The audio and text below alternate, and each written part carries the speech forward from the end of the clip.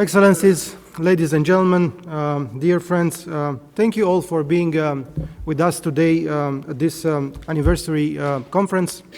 Before starting our event, it is my pleasure to announce that our meeting is transmitted live via YouTube and social media. Your Excellencies, ladies and gentlemen, dear friends, it gives me great pleasure to host together with Secretary General Thomas Garrett, the 20th anniversary conference of the Warsaw Declaration and of the Community of Democracies. It is with great honor that I welcome the Honorable Madeleine Albright, former Secretary of State, co-founder of the Community of Democracies, at this significant meeting. It is a privilege to have you with us today, even under these extraordinary circumstances, as keynote speaker. I am particularly happy that our discussion earlier this year at the Munich conference becomes reality today, as we reaffirm our special gratitude to your pioneering work in the founding of the Community of Democracies. We are looking forward for your meaningful insights. I also extend our warm welcome to the UN High Commissioner for Human Rights, Mrs. Michelle Bachelet, and to the EU Commissioner for Values and Transparency, Mrs. Vera Jourova, for joining our very important discussion today. I welcome and I'm very pleased that representatives from civil society and other partner organizations will also share their perspectives during this high-level event. At the moment when Romania took over the presidency of the Community of Democracies last September, we were envisioning a very different event for marking this anniversary. Unfortunately, the unprecedented challenges posed by the COVID pandemic have not only prevented us from reuniting in a plenary ministerial meeting in Bucharest, but at points have also put to the test the very concepts on which our societies and community are built. Thus, we have learned once again the lesson that multidimensional crises cannot be solved by one state alone, but only through international cooperation and solidarity. During this past month, Romania took a bid on multilateralism, on responsibility and empathy. It was the first country to host a common European reserve for emergency medical equipment, for distributing medical supplies to countries in our neighborhood and beyond. We have also offered bilateral support packages and medical staff to countries such as the Republic of Moldova, Italy, United States, and soon to Ukraine. 20 years ago, the 19 principles of the Warsaw Declaration brought together 106 governments at different stages on their democratic path, nevertheless animated by the same democratic ideal. These principles, expressing fundamental and universal values, have withstood the test of time. Back then, Romania was not yet a member of NATO or of the European Union, but was seeking to strengthen its democratic institutions and practices. Today, the status of an EU and NATO member state, along with the strategic partnership with the United States, represent the guiding pillars of our foreign policy. Romania is a solid democracy with a mature civil society under the scrutiny of a free and vibrant media. Respect for the rule of law, for human rights and fundamental freedoms are values that we share with many partners and friends around the world, and of course, many of them are with us today. Dear participants, ladies and gentlemen, the COVID crisis goes beyond the sanitary dimension. Some use the pandemic window to brand false authoritarian effectiveness. Other actors point to external enemies for internal difficulties or despise liberal values and are quick to call them obsolete. Fake news, disinformation, confusion that put to question the very values of our community are more present than ever in our news feeds. And this context requires coordinated and decisive action. We must not stay cross-handed, otherwise there is no doubt that our common legacy as well as the well-being of our people could be affected. I believe we should use the momentum given by this celebration as an opportunity to focus on what we can do to prevent this sanitary crisis to become a crisis of democracy. Our democratic institutions provide us with the necessary means to combat such rhetoric and misleading narratives, while fully respecting the will of the people, promoting accurate data on the state of play, on the rights and duties of citizens during the pandemic, should also be at the center of our efforts. Dear friends, in September 2019, Romania undertook the presidency of the Community of Democracies for 2 years. Romania put forward an ambitious list of priorities for its mandate, and we intend to fulfill our promises, including that of organizing a full-fledged 2-day ministerial conference in Bucharest in 2021.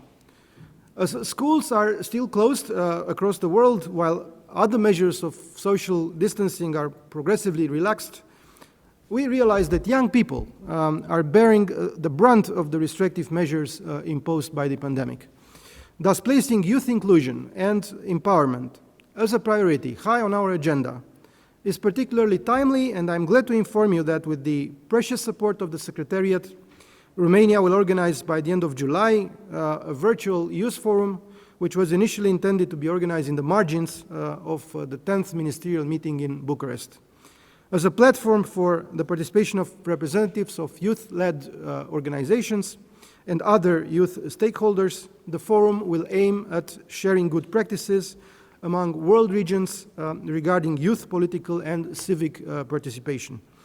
We also see that the constant effort by some foreign entities of blurring the boundaries between truth and lie to sow confusion and distrust in democratically elected governments seems to have become, unfortunately, a feature of our times. That is why the Romanian presidency of the Community of Democracy will continue the series of events on countering malign foreign interference in democracies, launched a year ago with the support of the United States Agency for International Development. We intend to organize a major conference dedicated to the same topic in the near future.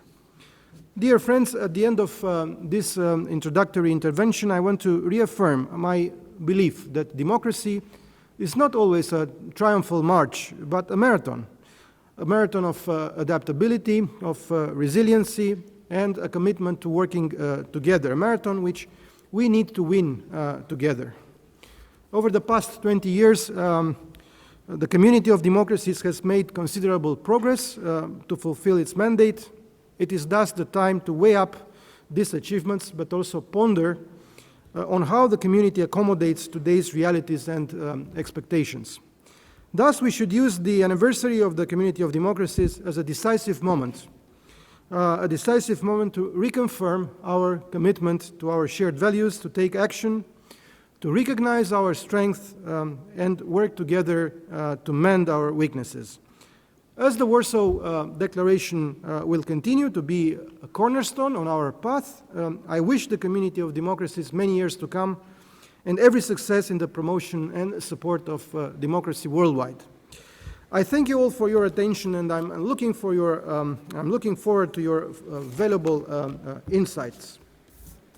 I would like now to invite the Secretary General of the Community of Democracies, Mr. Thomas Garrett, and I use this opportunity to address our gratitude to him for the dedicated work in the service of our community, and also for the constant support offered to the Romanian presidency of the Community of Democracies.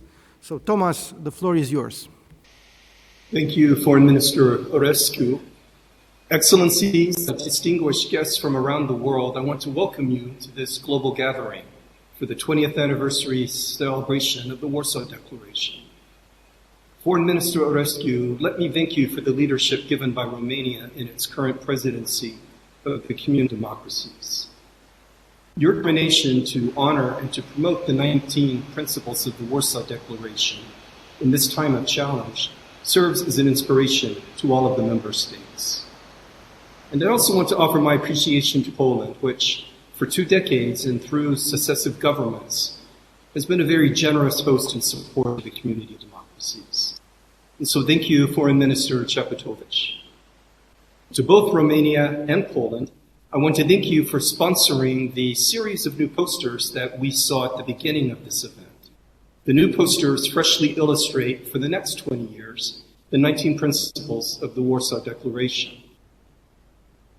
I also want to especially thank Secretary Madeleine Albright, who will soon speak to us about both the promise of this organization and the work still to be done for democracies seeking to act in solidarity on human rights and fundamental freedoms.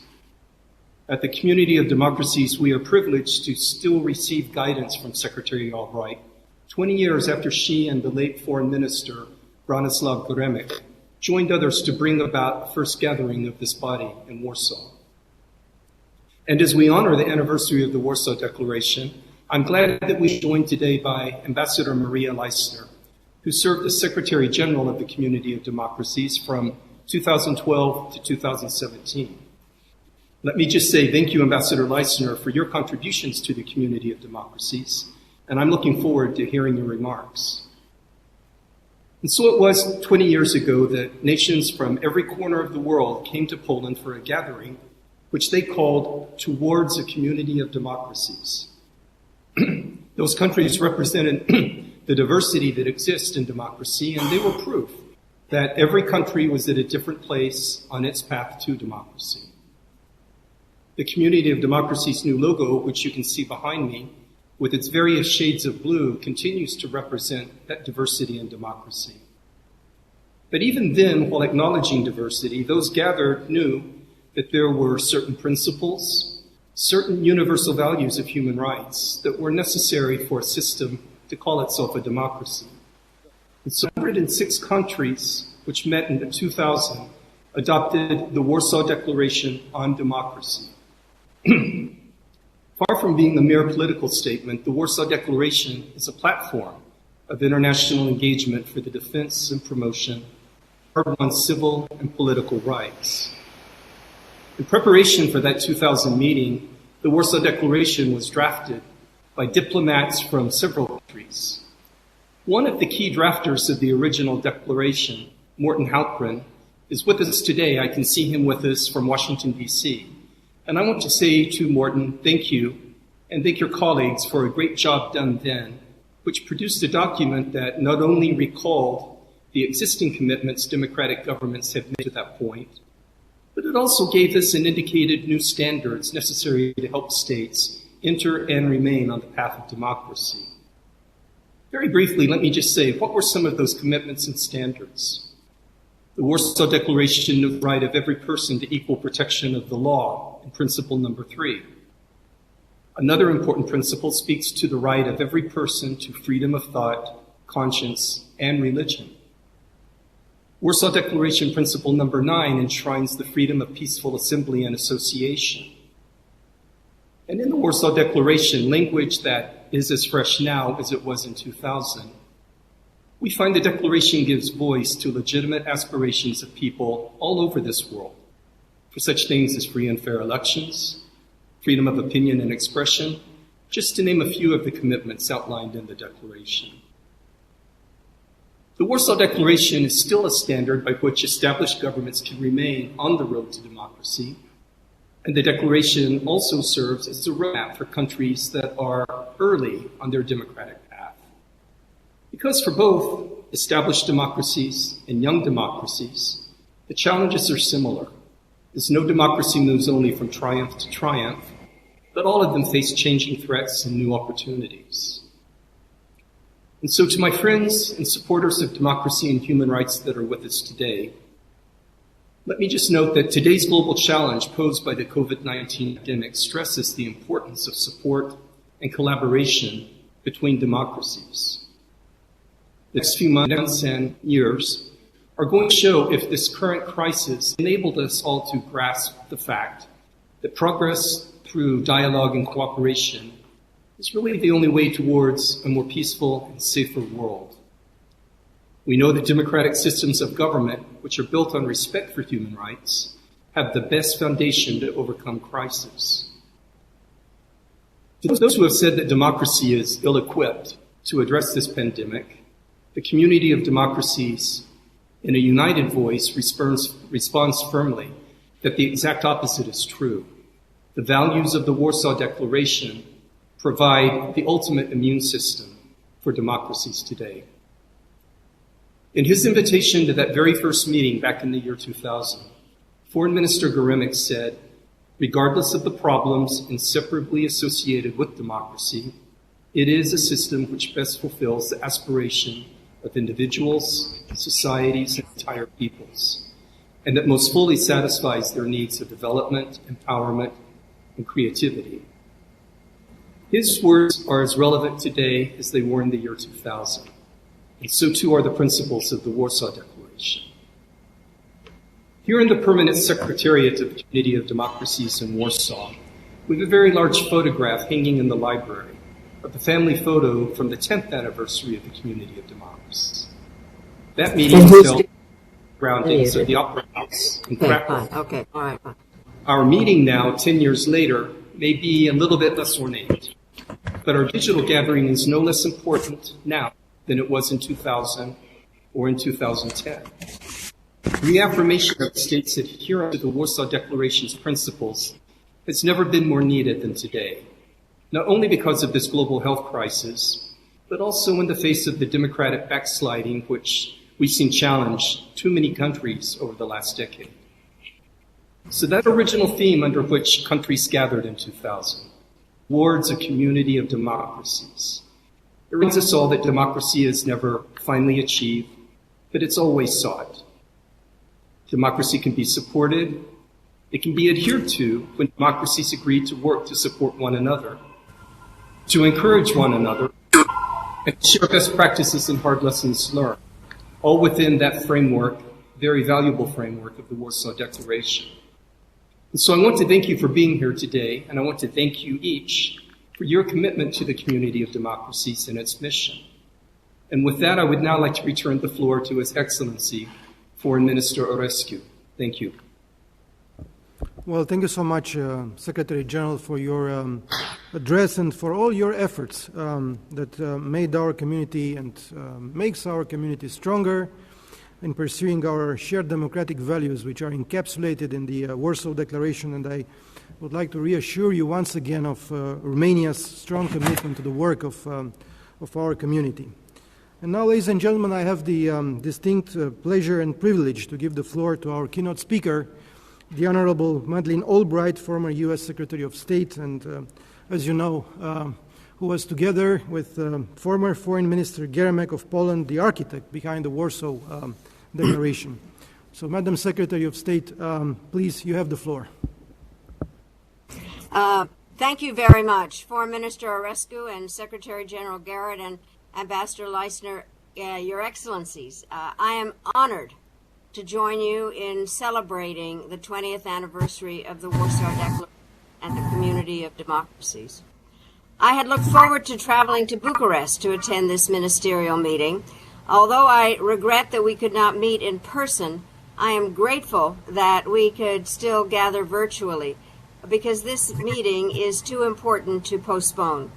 Your Excellencies, it's hard for me to believe that more than 2 decades have passed since my friend Bronislaw Geremek and I met in Warsaw with representatives of more than 100 democracies.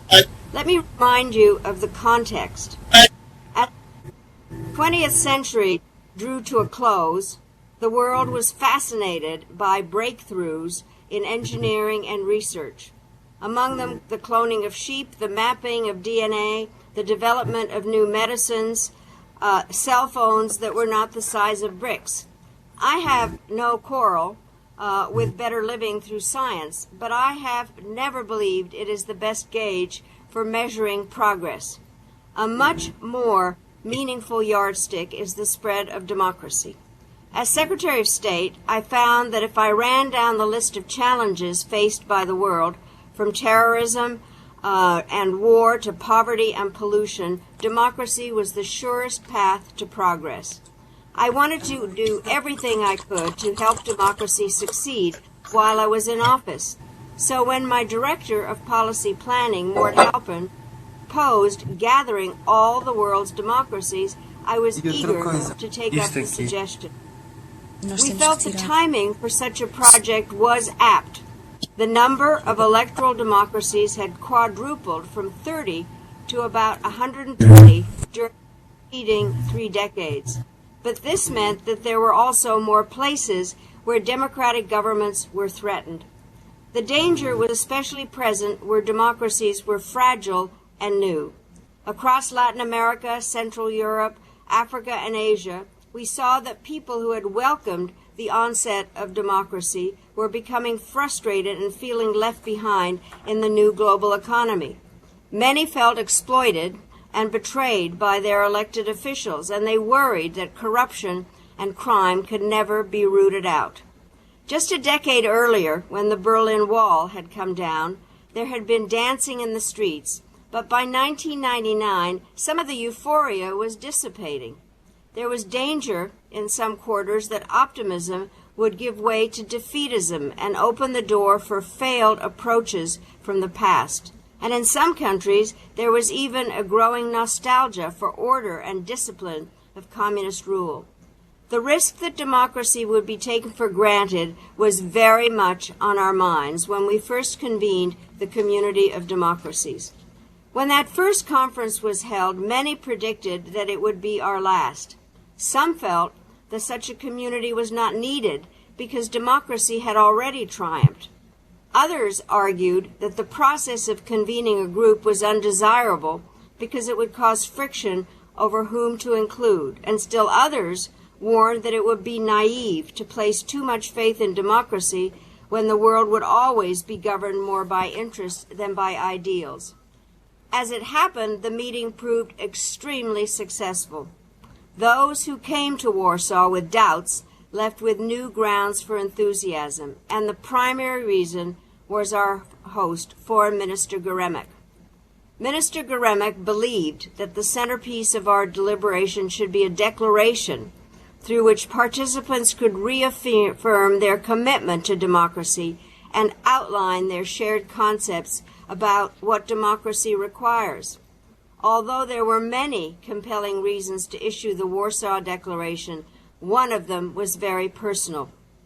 For half a century, the name Warsaw had been linked to the Warsaw Pact, and Minister Geremek told me that he wanted the chance through the Community of Democracies to link the name of the city he loved with a cause truly in keeping with the history and spirit of the Polish people. In addressing the conference, Minister Geremek spoke to us from his own life experience concerning the value of freedom and also its fragility.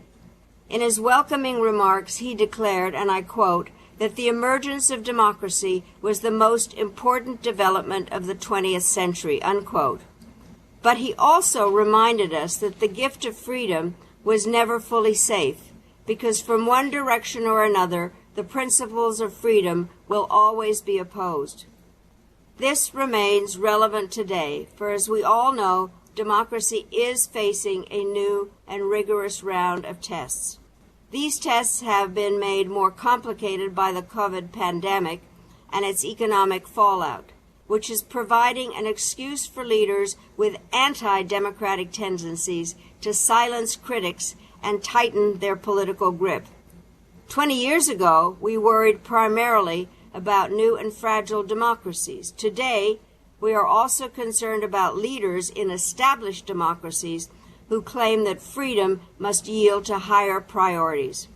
History teaches us that individuals and groups who crave and then abuse authority will always be present among us. But to them, we now have answers, and one of those answers is the Community of Democracies.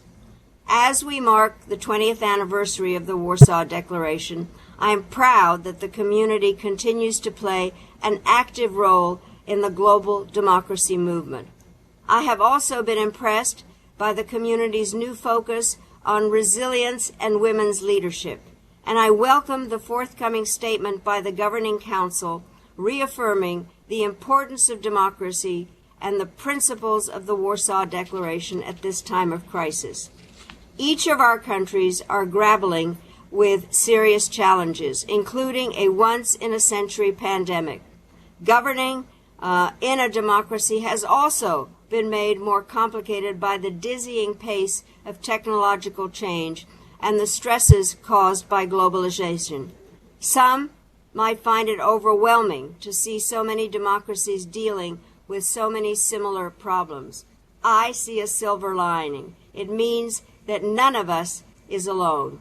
We know that creating a strong and healthy democracy is hard, but across the globe, remote villages and vast urban centers, we have seen people come together and raise their voices on behalf of social justice, the environment, universal access to education, equal opportunity, and civil rights. These are the building blocks of progress and the heart of what democracy is all about. Looking to the future, we know that the desire for democratic government remains deep and wide. We also know it is the only system that contains within itself the capacity through open debate to heal itself. Like other profound human aspirations, freedom can never be fully achieved. It is not a possession, it is a pursuit. And as today's events make clear, it is the star by which the community of democracies must continue to navigate in the years to come. Thank you all for participating, and my thanks once again for inviting me to speak. Thank you so much. I thank you so much, Madam Secretary, for your very kind and meaningful words, which indeed reinforce and reinsure our trust in our values and give, as always, guidance to the work of our community. And your words at the opening of the first ministerial conference in 2000 come to my mind when you said, democracy is the one road we can all walk down together. And these are the creed of our organization and are as valid as ever. Your emblematic presence with us today at this anniversary moment, and despite these special circumstances, reinforces and catalyzes our commitment to our common shared democratic values and highlights once again that in order to overcome such crisis situations and to turn stronger, we need to reinforce our cooperation.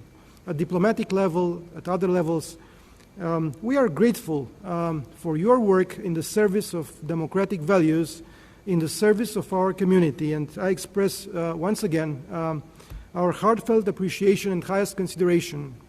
And because you mentioned your desire to come to Bucharest, I would like to renew my invitation for you to come next year when we will organize, hopefully, a full-fledged, in physical shape, ministerial conference in order to mark appropriately the achievements of this presidency and, well, the progress of our community. Thank you once again, Madam Secretary. I would like now to invite Her Excellency Mrs. Maria Leisner, former Secretary General of the Community of Democracies, to address her message. Excellency, you have the floor. Thank you very much, Excellency Foreign Minister Aurescu, Excellencies Secretary General Thomas Garrett, Madam Secretary, dear friends and Excellencies all. I don't know if you can see me, but I can see you. I am deeply honored to be invited to participate in this very, very important meeting. It's 20 years ago, more or less today, since the Community of Democracies was formed in Warsaw, as we could hear from Secretary Albright, an initiative that sought to build a bridge between established democracies and new democracies, and that sought to open a new parameter in global politics, the democracy parameter. The aim was to capitalize on the fact that democracy had become a global norm and find instruments for protecting that novel victory of global values based on the 19 principles of democracy. And I do appreciate what Secretary Albright, you said, that there was already a worry at that time that this might be a passing moment, but you took it and you used it.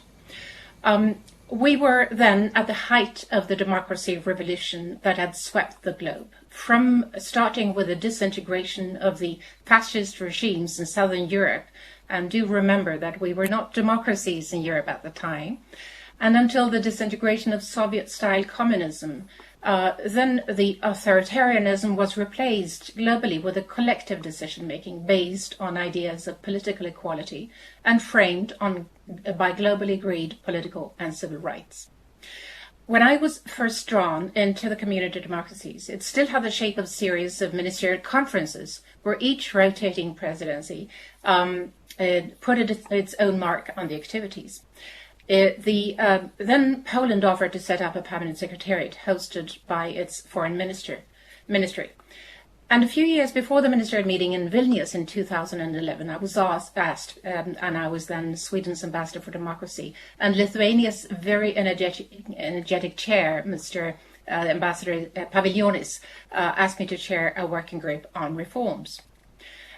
In that working group, we decided it was time to propose a new step in the development of the community, to reach out to a larger group of both old and new democracies, to energize the community as a true meeting place of democratic countries, to broaden the community, to more vigorously encompass civil society and other democracy actors, and to create an international secretariat headed by a secretary general. I wish to particularly mention that this package would not have been possible neither to craft nor to realize had it not been for Morten Halprin, whom I'm very happy to see here among us today, one of the architects on the US side when the community was first established. After the reforms were adopted, I was asked to head the new permanent secretariat, and I came to stay for 5 very eventful and gratifying years, and I wish to extend a deep, heartfelt thank you for that possibility. I believe we did make the community into an increasingly intense meeting place for democracies and democrats, not only during the ministerials, but we also developed, as you may remember, the Democracy Forum at the United Nations, both in New York and in Geneva, as it was first initiated by Chile in the early years of the community. We sought to institutionalize the community, setting up a network of focal points with whom we wove a tight net of good relations. The Governing Council started to rotate between capitals instead of taking place only in Washington. And at each meeting, we invited guests and speakers to highlight issues regarding the development agenda and countries. Because our vision was that this would be the brain of democracies, intending to support democracy worldwide with the instruments that foreign ministries had at their disposal. But civil society also sat at the tables, and they spoke up to elected officials, parliamentarians, and a youth pillar and an academic network. Do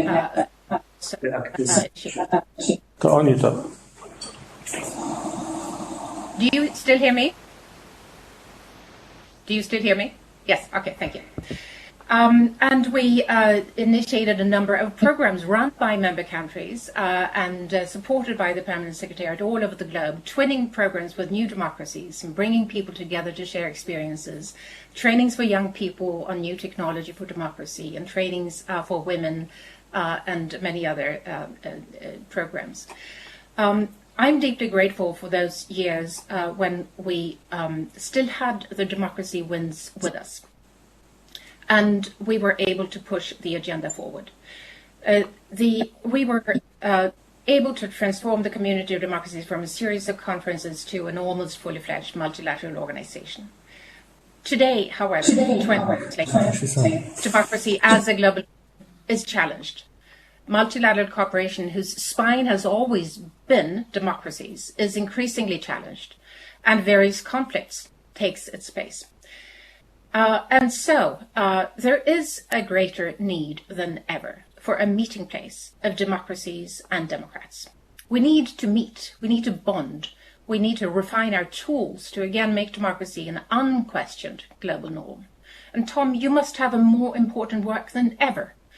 I deeply admire your efforts, and I wish you all the best with the coming years. Honored Chair and incoming chairs, you have a most challenging and inspiring task to bring the community of democracies against the global wind to its 3rd decade more needed than ever. But as Secretary Albright said, we're not alone. People want to have their voices heard and the votes counted all over the world. We know that that is what every human being wants. And this is the only base for a just and peaceful society. So I wish to say happy 20th birthday to the community of democracies. And thank you. Thank you so much, Your Excellency, for your kind words, for your intervention, for all your efforts and endeavors in the service of our community. And of course, for being with us today, because your presence today shows us that the work for implementing the Warsaw Declaration is a continuous effort, and there is a lot to be done in the near future, but not only.